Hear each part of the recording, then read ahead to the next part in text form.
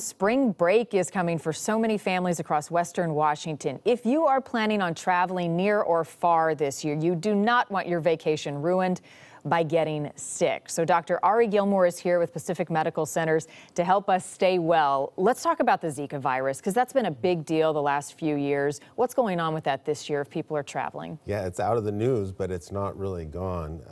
Most places that are pleasant, tropical, where you might want to be for vacation, probably still have some Zika virus. So what are some areas we need to be concerned about? Many areas in the Caribbean, throughout Southeast Asia, Vietnam, Cambodia, Central America, Costa Rica is a really popular destination. There's endemic Costa Rica in all those places. Are there preparations or things people can do to avoid getting it? You know, the thing with Zika is that if you get it, it's probably not that bad. It's really those repercussions for women who are planning on having children. And so the real big issue is for women who might become pregnant, not getting pregnant for 2 months after, not going during pregnancy. If a couple travels, really the recommendation now is 6 months, because if a man gets it, he can still be a carrier for quite some time afterwards. So. All right, and the CDC has a lot of information on taking precautions as well.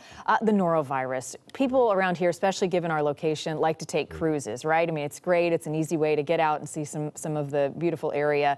But we often hear about people getting sick. So what do we need to know about food and water on ships? Right, it's a really big issue. It's just so contagious. Yeah. The shipping industry does a really good job. They try not to let people serve themselves for those first few days on board. So following the directions, if you are ill, let them know you're sick. They'll bring food to you in your cabin. Wash your hands. If you have children and they're not feeling well or have symptoms, isolate them rapidly.